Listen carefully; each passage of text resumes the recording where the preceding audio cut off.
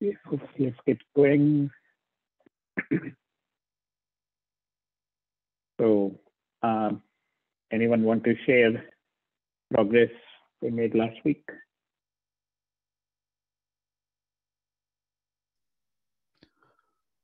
I haven't actually made much progress this week. I did like a lot of work on it, but without actually getting very far. So I've just been sort of trying to extend what I showed last week using like the VAR thing. But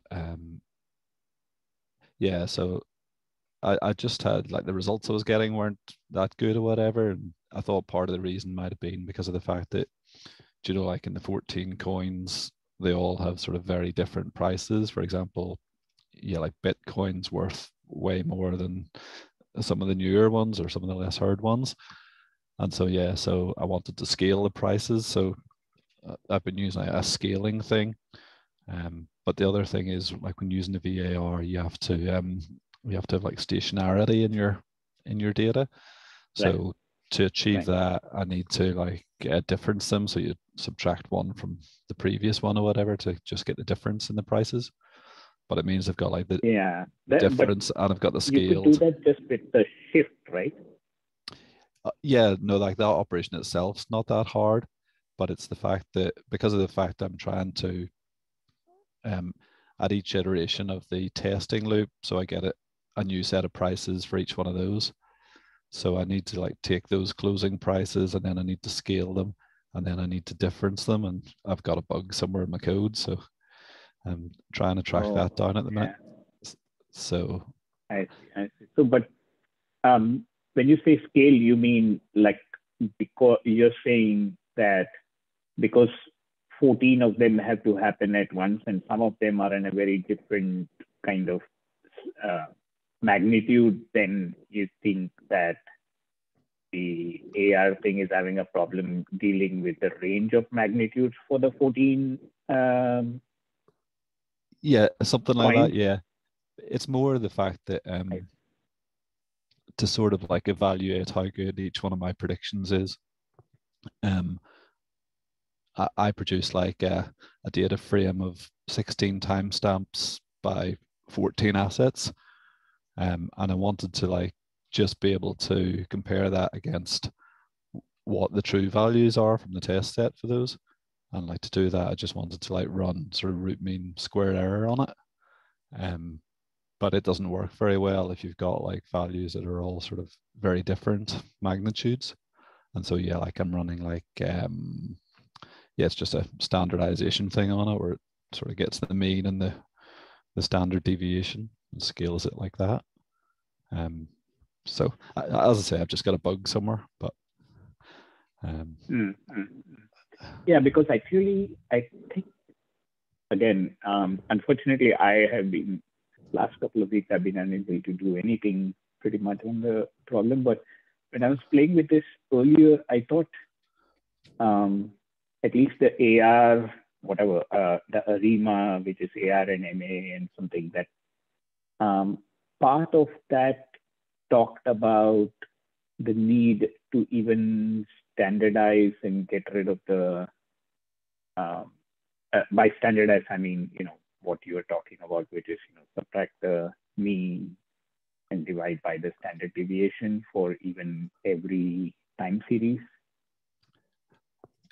Yeah, according to the sort of the documentation of VAR, it sort of says that you don't really need to standardize. But as I say, it was more because of the fact that I want to sort of compare the two things and to find out what the best settings for the VAR are.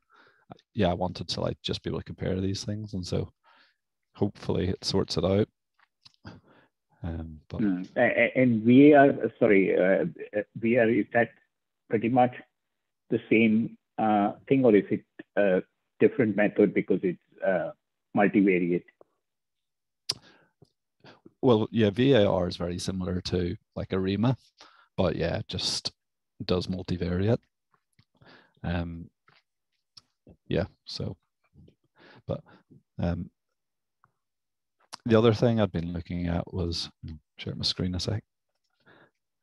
Yeah, so I haven't got very far with the actual competition, but I was just Oh, that's cool. This new to like December 20th. yeah, so like VAR, it would just give me sort of like baseline results if I ever get it to work. But if my thing ever works, yeah, like basically I have it down now where all I need to do is, as I said last week, is predict 16 timestamps of closing prices. And so yeah, like hopefully once I sort of get the baseline thing working, if I've still got enough time, I could like use a better sort of time series modeling thing. Yeah, so I was just reading this article which just came out really recently or whatever. So it describes like a few, and like yeah, so it goes through and it talks about those M4 and M5 competitions that have been out. Obviously, like they maybe aren't sort of working on share prices or whatever, but some of them are. And yeah, like within here, it was like talking about like this Kaggle competition, which yeah, like I looked at it quickly. It looked like it finished a couple of months ago, so like it looked as if it was pretty recent as well. So I'm not sure if there's any Kaggle notebooks knocking about for that, which would be quite recent. Yeah, and supposedly was like a multivariate problem as well. Yeah, so it's using some neural network LSTM thing. Yeah, so it's got like LSTMs and transformers. But yeah, like I just sort of quickly gone through this, but the one I thought was interesting was like this temporal fusion transformer. It like sounds pretty good, and it sounds as if it can sort of handle. Yeah, I suppose it can sort of like handle like the online data, which is what we have, where the prices are changing from Right. at each iteration of the thing. That sounds interesting. Yeah, so like I was hopefully going to like try and sort of stick one of these in or whatever, but a lot of people seem to rate the N beats thing as well. I think it's been around for quite a while. Yeah, the N beats was something I read, or at least I read the paper. But N beats, if I recall correctly, is univariate. I think it might be. I haven't actually used it, but yeah, so like possibly you could just do one at a time. But as I say, Right. This one here, yeah. So like they talk about when you've got like a multivariate situation. Do you know, like when you're doing transformers for language modeling, where you get your encoding or whatever from the word maps into encoding space. And so like I think what they were saying is yeah, like basically for each of your values from each of your time series or whatever, together they would form a sort of point in encoding space. And then the transformer can, yeah, so like in our case you'll have like 14 points or 14 values or whatever, which will map to 1 point in like the encoding space at that timestamp, and then the next 14 values will give you another point in the encoding space. And so like these transformers, yeah, so there's two transformer things they mention here. It's like that one and this space-time former. Spatio-temporal. Yeah. This log seems very interesting. Yeah, so I'll post a thing to this. I think the space-time former, though, what they're doing here is, as well as doing time series stuff, this one here was like specifically sort of designed for if you've got like sort of geospatial information as well. So you've got like time series information, and then you've got like position information coming in as well. I think it was used for like weather forecasting within a country. So like, yeah, I was thinking satellite info and stuff. Yeah, so like in something like America, if you were trying to predict the weather for like Boston and New York and LA, say, so you'd have like the time series information for the weather forecast, but then you'd have like the geographical information for each of the cities. And so, yeah, like it sort of tries to do that. So it may not be quite relevant to what we're after, but yeah, like I at thought. least the space is 0 for us, or no space delta, but just time delta, I guess. Yeah, but I thought this was a good article, so like I'll share this because it's like yeah, like seemed to be well written and pretty bang up to date. So Yeah, state of the art. Cool. yes. It's good reading material. I had heard of this NB, which seems because they won the well, they didn't win, but they did really well on the M4 or M5, I forget which. After it had ended, they beat the guy who came up best solution when the competition was going on. And these folks didn't have the methodology worked out by then, but they came after that thing ended, but their results were better. Yeah. But when I looked at it, I think it was still, that's my recollection. I could be wrong, but I thought it was univariate. So as you said, you did need to do that. Each of the 14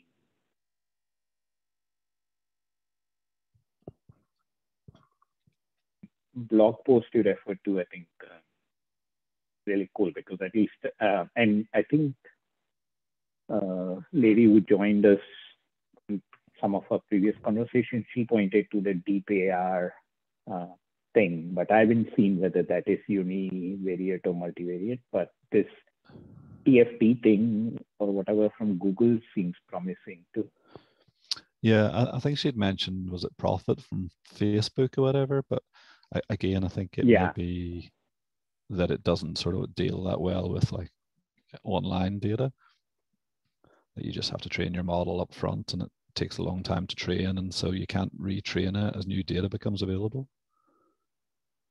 Yeah, I don't know, somehow for me, this big issue of you can't get a result very easily, and after you do the thing you have to go through so much processing.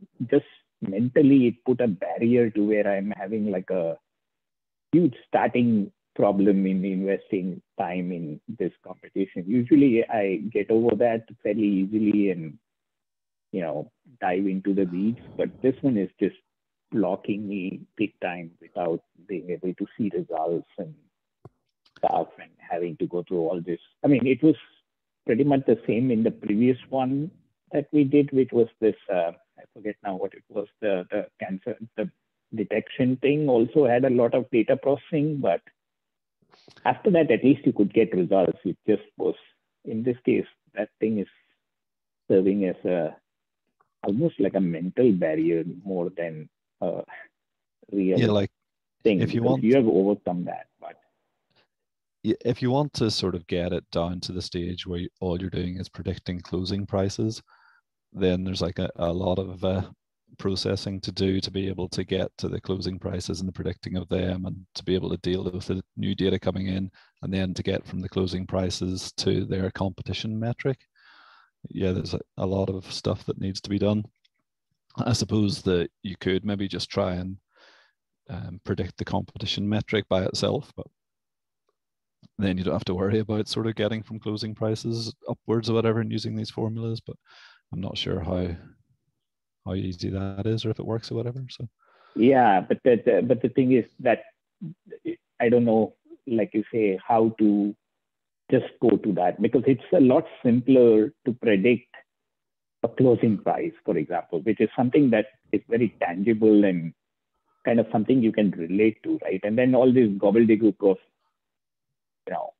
16 steps and 35/70 rolling averages and all that kind of stuff just take you away from that.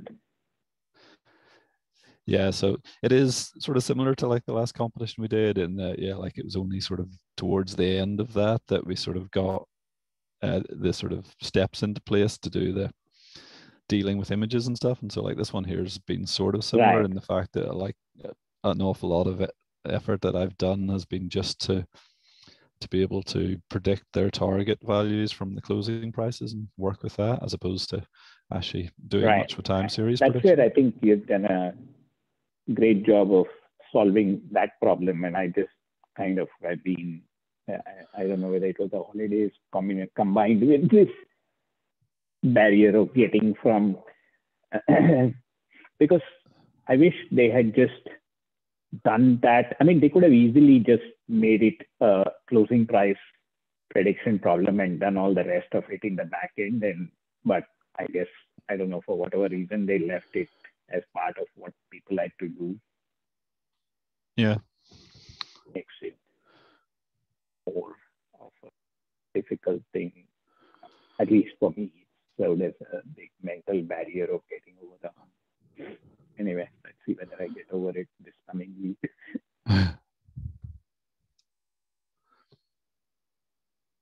And I think it's almost like 2 weeks out, right? Like early February is when the submission is. Yeah, I think there's only 16 days left, something like that. Yeah. So, and then, additionally, the thing which, and I don't know, that's why it's kind of a bad thing, because all these things happen in every competition, but in this one, somehow I've been kind of bogged down in this kind of mental barriers. But the other thing, just so I can bring it up since it's something else to worry about, is you, after doing all that, you still have to deal with, you have to solve, which you already have, the translation to the metric that they use. Then, of course, the actual prediction problem for the closing.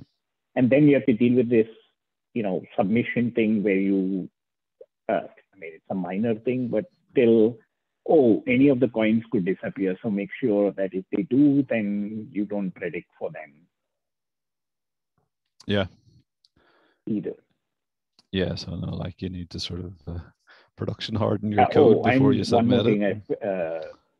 Right. And then one more thing I forgot is that you have to have your submission deal with combining the raw data they provide and this incremental data that would exist between when this competition originated and when it actually formally starts. That's like supplemental data. So you have to kind of read input data from two places, right? One is what you have, and the other is the incremental stuff, which currently just holds bogus data in a way, right? Yeah, hopefully that's not because that hard, though. It is just, yeah. So like in the supplemental data, there's only a couple of entries, but it is just a case of sort of merging the two data frames together. And when the competition starts, then hopefully they merge in the same way and you just end up with a lot more training data from the competition. Right. And then obviously, and this part is easy though, which is, there is missing data and there could be missing data, but that's something you deal with anyway. So just by eliminating all the missing information. But like, I think you were pointing out, Steve, that you have to ensure that you stick to the missing data as it is missing in the original if you happen to use data from elsewhere, right? Yeah, so there's... Because if you use any other data that might provide data which is missing actually in the original data, and then you get thrown off by the 3570 rolling average if you use that, if I remember correctly. Yeah, that's right. So if you're calculating the target price from closing prices, then you need to use the 3750 data steps from the official data. Otherwise, you'll end up with the wrong target. So you need to compare against that. But so if you want to use external data, you need to keep it separate. So yeah, like I've got two sets of data. Yeah, I've got a lot of these tiny details, I think, that are important to keep in mind too. Yeah.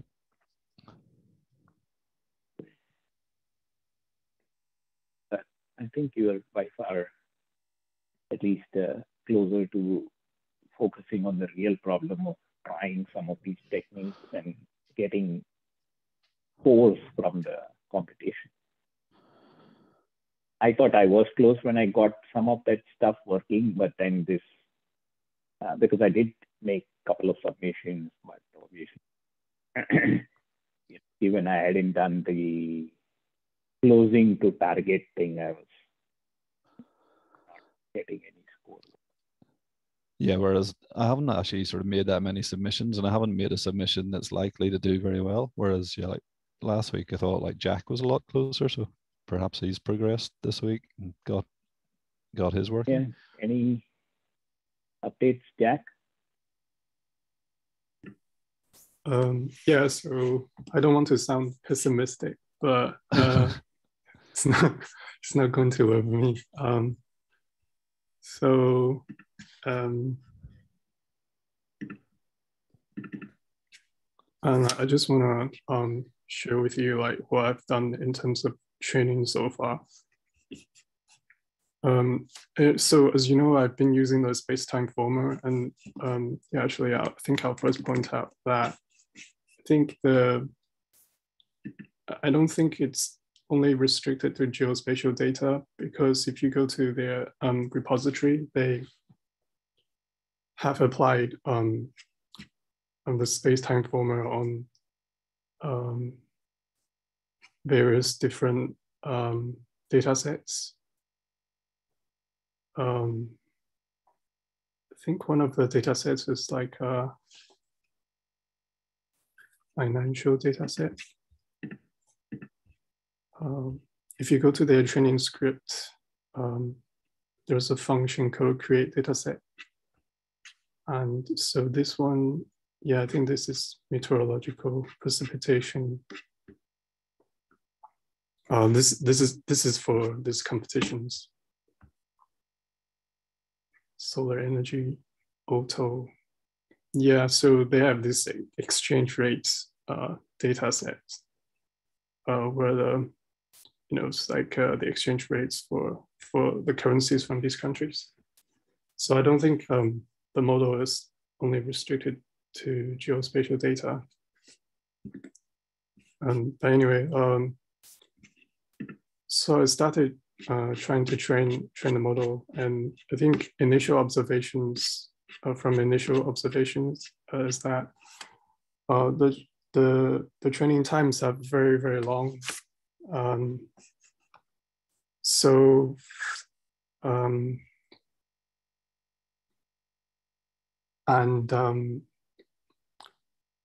yeah, so I tried to train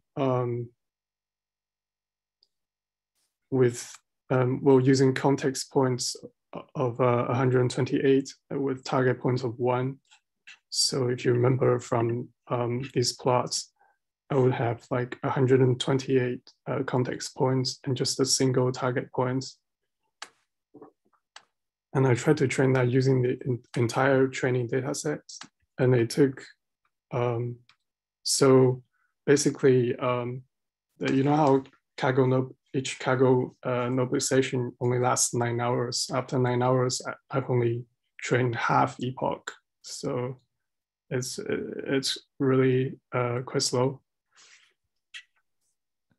But there are several things that I can kind of adjust, which is the context points. If I make this larger, then it will reduce the number of batches in a single epoch slightly. And so if I can, yeah, so but if I reduce the context points, then the batch sizes will be smaller, so I can train with a large number, with a larger batch size. But I think like even with these adjustments, like the training time will be very long, and so I don't know how that would play out. And one of the things, so I started looking to sort of how the architecture works, because I don't really know anything about transformers. And I noticed like one of the things that you can set is this thing called start token length. And what it means is, say in a single training example, you have a context point, you have context points, target points. And normally the context points, they will go into the encoder of the transformer. And the target points, they will go to the decoder.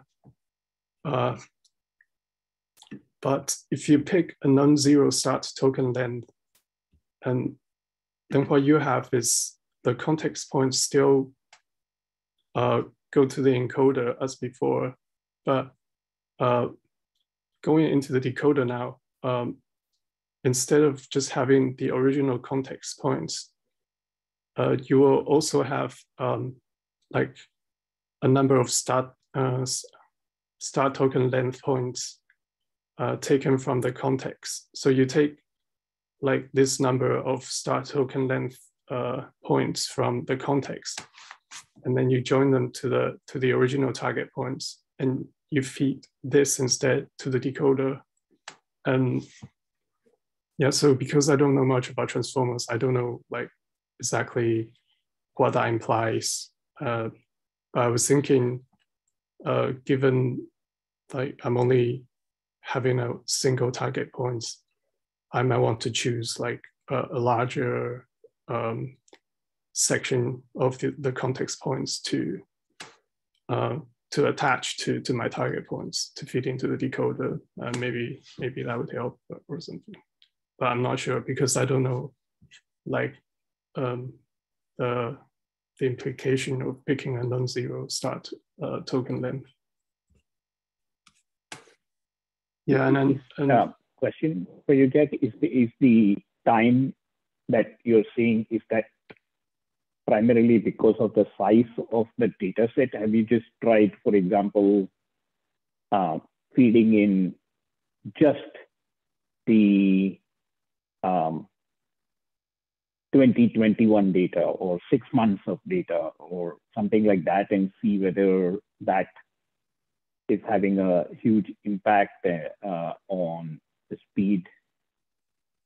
Is it the fact that you're using 4 years worth of data causing this speed issue? Yeah, I think that's probably will be the only thing that I could do to reduce the training time for a single epoch, because at the moment I'm using, so the provided train CSV is from like January 2018 to I think September 2021. Yeah, so I can definitely reduce that, the total duration of the data. And yeah, I think I will try that, because otherwise I probably don't have enough GPU hours before the end of the competition to do much training. Or even just to see whether that's the primary thing, or, like you said,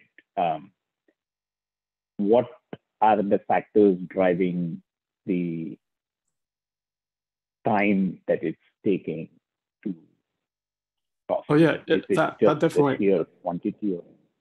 Yeah, that is the reason, because I cannot really reduce. I mean, if I reduce the embedding size or the internal layer size of the model, yeah, the model size is reduced, then I can probably fit more like larger batches.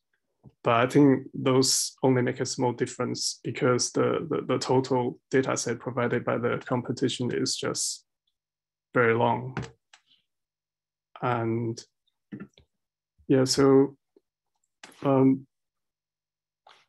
I trained the model in debug mode, and so the package produces these plots.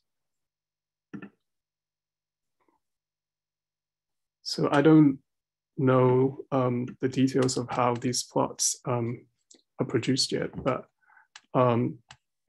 they're kind of just like, oh, this is the context, and these are the ground truth, and this is what your model has predicted. And so I just want to show you, this is for like a toy data set that came with the model. So you can kind of see it's doing something. And this is kind of for this competition where I'm just trying to predict this single point after the context. And as you can see in this case, the model outputs like a distribution, that kind of where like the ground truth is sort of sit in the middle. So so it's pretty good in this case, but it's not always the case. And so also produce these attention maps. And again, I don't know how to interpret these. If anyone knows how to interpret these, please feel free to comment.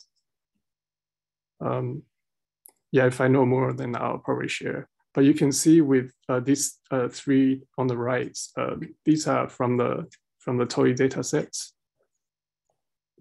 You can kind of see like at the beginning of the training, the attention maps are kind of sort of like randomly, well, reasonably randomly distributed. But as you train more,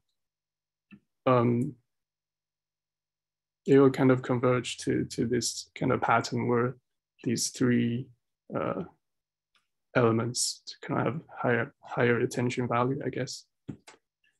And these are for this competitions data.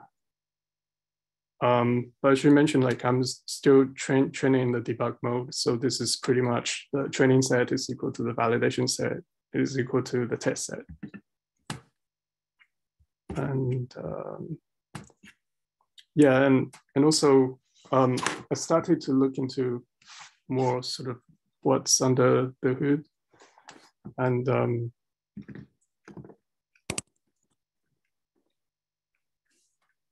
trying to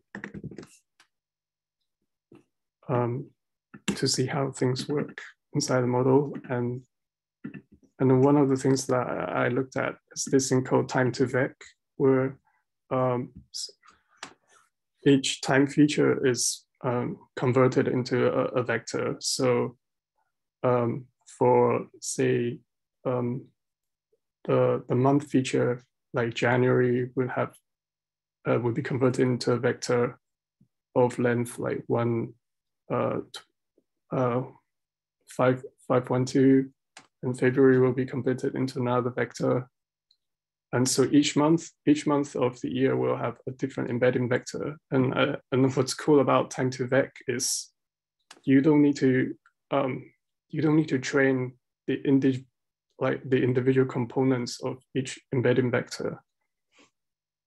So for the month feature, you just train 512 parameters, and out of these 512 parameters, you can get a vector for each month pointing in a different direction. And they can do this by sort of treating these trained parameters as the frequencies of a set of harmonics. You can see, yeah, so they apply some activation function, which is sine function. So they can get away with training fewer parameters to get a unique, like different embedding vectors for each month, for example. So in terms of submission, I'm still trying to debug it. I tried to simulate the submission process. So I wrote like a fake submission API, which is just a generator. And so I set the length of the generator to the expected number of samples during submission. So it's 3 months. So I just pick 100 days times 24 hours times 26 times 60 minutes. So this number of test samples. And so everything works when I do this.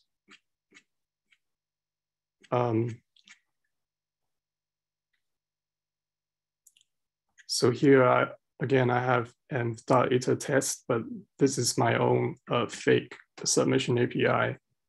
and I just loop over the test samples, and I use TQDM to give me an idea of sort of how long the submission will take. And so for 100 days of samples, it's about like 8 to 9 hours. So it's kind of touch and go at the moment.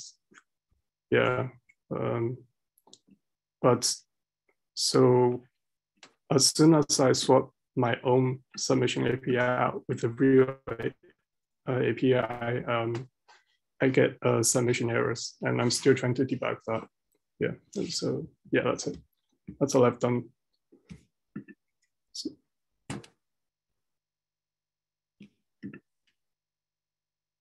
yeah, this is the space-time transformer. Thank you.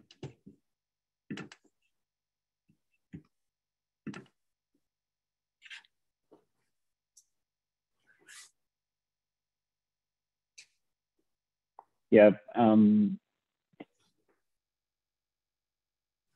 Actually, one of the questions I forgot to ask is, are you guys using a time resolution of 1 minute? Because the provided data set has a time resolution of 1 minute. Because I was thinking, you know, that the target values, they're actually based on the closing, based on closing values separated by 15 or 16 minutes. And does that effectively make the time resolution 50 minutes somehow? Because if that's the case, I could also reduce the number of training samples and therefore the training time.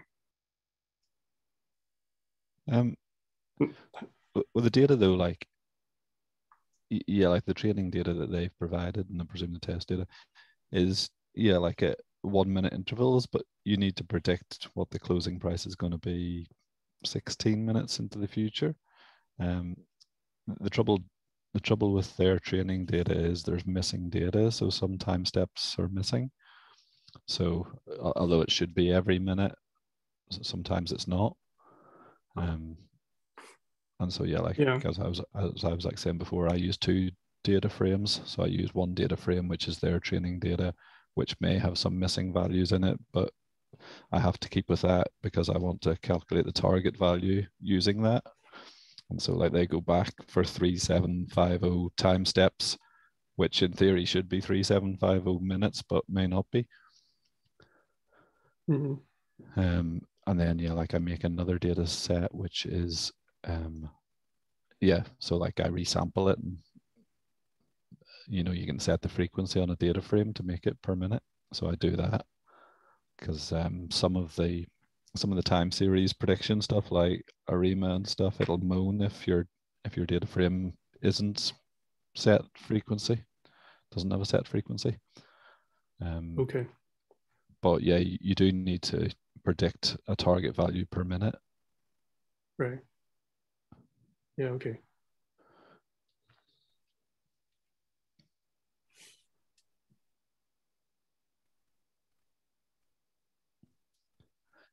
So have you not managed to get a submission submitted yet then? No, but sort of the furthest I've got in terms of debugging is that so this is the loop over the test samples. So I keep a data frame that contains, well, actually a list of dictionaries that keeps a record of all the test samples that's been fed to me. And that works fine. That causes no problems. But as soon as, so updating my own record is fine. Just using sort of Python dictionaries and decks like you do. Yeah. But as soon as I include this, which is like a torch data set from the package, the space-time format package, that fails. Subsummation fails when I do this. So I So I know this fails because I can still include this line, but when I'm actually making the prediction, I just make like a dummy prediction, setting target equal to 0, so the notebook runs fine. But when I submit it, it fails. But as soon as I comment this out, it works. So it's this one. And another point where it fails is when instead of just giving a dummy submission value of 0, or -1 even, I make my own NumPy array of -1s and assign that to the target, and that also fails. So this is more puzzling. So I kind of assume this series has the same length for every test sample, right? No, it doesn't. All right. Okay. So that's why then. Yeah. So like when you get the data back from their API, it gives you two things. It gives you like a small data frame of the it gives you these of two, the right? asset, of the asset prices or whatever for that time step, which may or may not contain all of the assets. But it also, like, it gives you, for each of the ones it gives you back, it tells you what index in the sample prediction data frame that you need to set for that. And most of the time it is all 14 assets, but sometimes it's not. Sometimes it could be 13 or something. Right. So you're saying these two should all have the same number of rows, but they might not always. Okay, not always 14. That's right. Yeah. And so for example, the test DF one, it may only contain 13, and it doesn't give you them back in like the right asset order either. They're not ordered by asset. So like I think in test DF, the first row is normally like asset number 3, and it'll give you like an index as one of its columns for the row in the sample prediction DF that you need to set for that batch. Okay. So you need to tie the two of them up. Mm-hmm. So I failed to simulate this. That's why. Yeah, so like if you send your sample prediction DF back with 14 values set, it'll fail. If there's only 13 in the test DF or whatever. Right. So the only way to deal with this is to use pandas merge, right? You need to merge. No, like in a merge. So I extract the test DF column, which contains the indexes of the row that need to be set in the sample one, and then just use that. I would need to check my bit of the code again, but yeah, like this is a problem I had, but you use the row ID column. Yeah, that's right. Yeah. Mm-hmm. Yeah, so the row ID tells you which one to set in the sample one. Yeah, so like I had very similar problems to you. So like that's what I did. It was like cut out bits of code and just like send back dummy values, which would just give me like a 0 score on the thing. So like with your CSV torch dset thing, you're saying like even when you're sending back like dummy values, so like it'll work fine with the dummy values, but as soon as you just uncomment that, even if you don't use it, even if this is completely independent, right? Yeah. So like on that, when you're generating it there, those parameters that you're giving it, is that creating a large version of it? Is it possible to reduce the size of it? Like does your submission, does it just fail or does it time out? Does it run for like 9 hours or whatever and then fail, or does it fall over because of sort of resource problems? I don't think it times out because it returns an error before 9 hours up, and it just says exceeded submission compute error. Yeah. And also like at the end of each iteration, I make sure to delete it. But I think I might need to just unpack this object because it also contains the training data and it's kind of heavy. Yeah. Oh, yeah, I don't really need it. You're making that on every iteration as well? Yeah. Is that not really slow? Can you not take that outside of the loop? Yeah, so I'm just kind of, so this is a data set object that contains a training set, a validation set, and a test set. I'm just kind of plugging, hacking the test set. Yeah. Like a test set of one sample. Yeah, it's not good.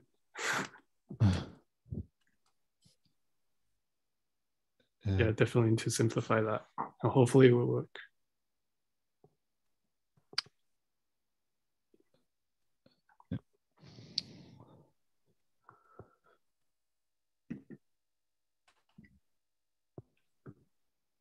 Okay.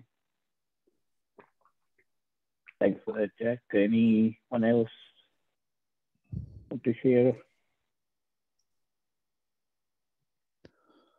any attempts or thoughts?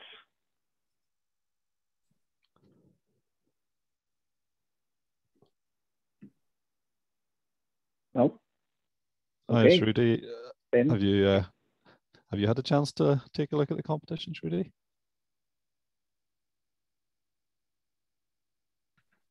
No, not really. I didn't have time. At the start of this, I just posted a link to an article that just came out, sort of comparing some sort of time series prediction things, but I'm not sure if you're familiar with any of those. You'd said before, like in a previous meeting, about which article? Oh, those articles, yeah, but I didn't have a chance to try it.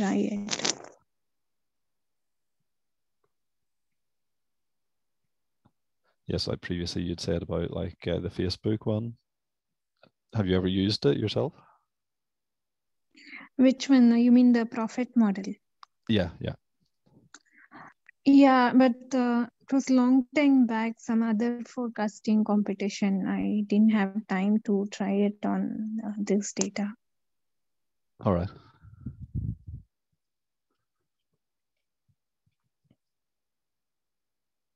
Is Prophet talked about Steve in that article, or is that not mentioned? Or I think it sort of briefly mentions it, but it's not one of the ones that it sort of summarizes or goes into detail about. So,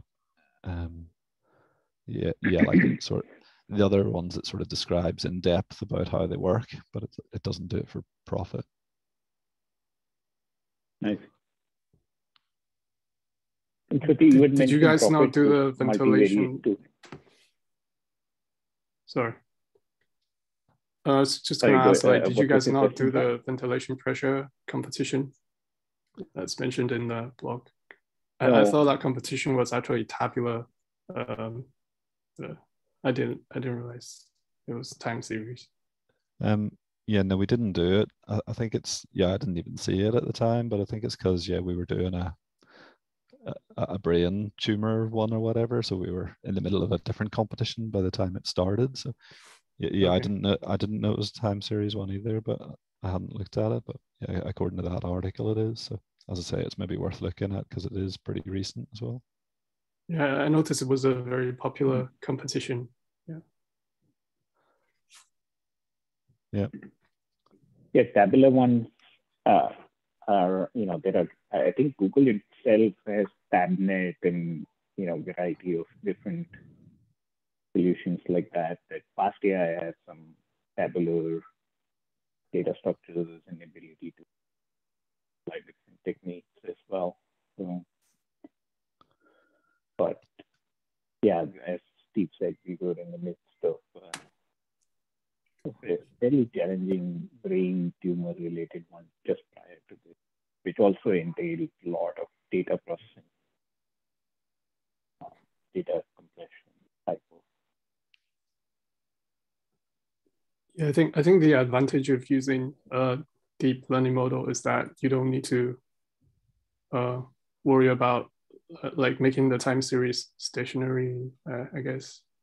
Yeah, I think so. Yeah, like that's what I've read. Sort of all the things about like trend and seasonality and stuff. You can sort of basically just ignore them and let it try and work around it. Yeah, I just applied standard scaling and just feed them in. Yeah, so yeah, it's like not having to do feature engineering for text or images or video, right? It's equivalent to that. You just throw it into the model and let it rip. But even with that, the things we discussed earlier of what Steve has managed to accomplish with, correlating the output to actual data or the prediction target that they want, those kinds of things still have to be done. At least in this competition, it's not.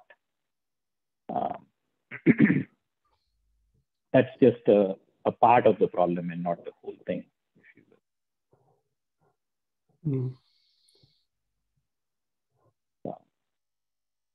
Yeah, because if you see some of the other ones, like if you use AR or Arima or Sarima or whatever, and you also benefit by creating a lot of useful features. There are notebooks within the competition that I was looking at that generate, just 2 to 4 features, and then there are notebooks which show you how to do, tens of features that help you get better when you're using those kind of techniques, but not the non-deep learning ones. But the other thing which at least until M4, M5 was showing that a lot of those techniques were getting, the simpler ones rather than the deep learning ones, was still getting really good. I think in the last couple of years, give or take, that's begun to change. So I think it may be worthwhile once this competition ends. We haven't done it in the last one or the one before that, but it might be worthwhile to just even go through the papers that are behind some of the things that are referred to even in the post that Steve pointed to. So just kind of go through the papers and discuss them at some length, maybe take a couple, 3 of the top techniques and go through them. That might be worth doing once the competition.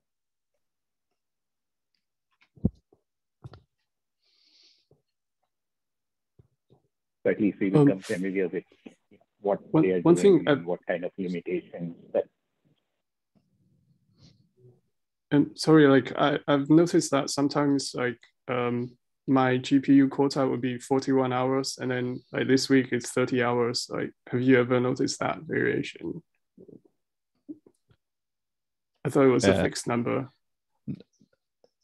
It seems to go up and down for whatever reason. Like, I'm not sure, is it how much you've been using it? Like, if you use it like loads for a few weeks in a row, that they reduce the amount you have or whatever. But okay.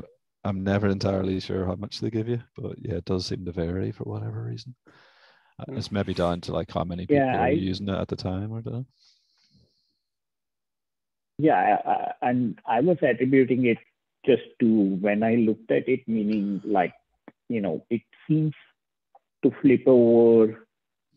Does it flip over on the same day for everybody, or is it like depends on when? Because at least my experience over the last year was it was happening consistently on one of the weekend days for me, but I don't know whether that's universal or that changes for everybody. When it resets and gives you the 40 hours. I'm not sure. It's always a Saturday morning. It resets for me. Yeah, but that's just about when it did for me too. And so, Jack, to your point, I was always thinking that, okay, maybe it was when I looked at it rather than it changing. But if you've been consistently using and then suddenly see a dip from week to week, that's interesting.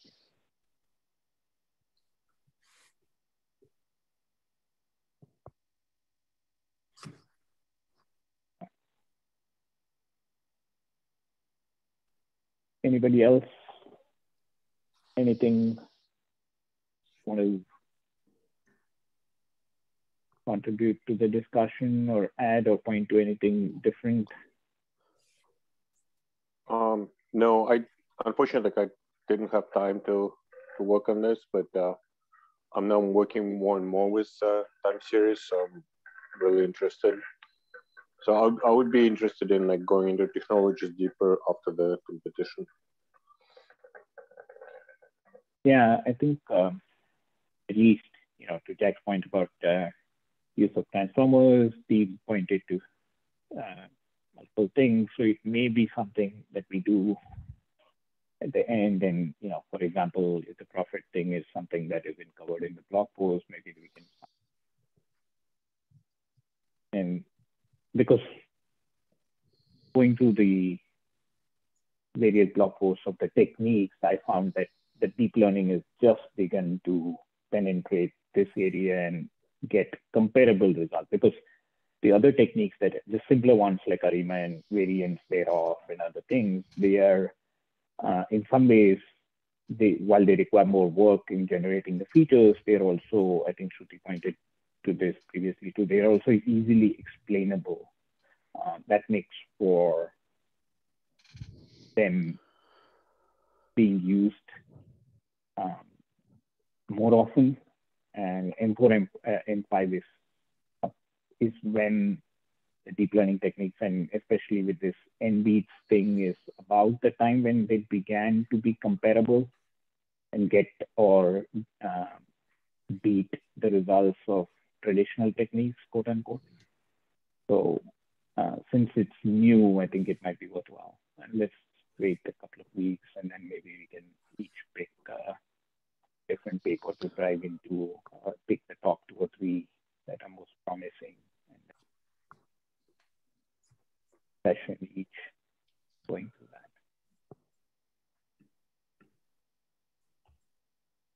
Okay, everybody. Thanks, Steve, Jack, and others. Cheers, later. Contributed. Sorry, I wasn't able to do much last week. Hopefully, can at least look at the techniques, if not submit over the coming week and have something more useful and productive. Say myself.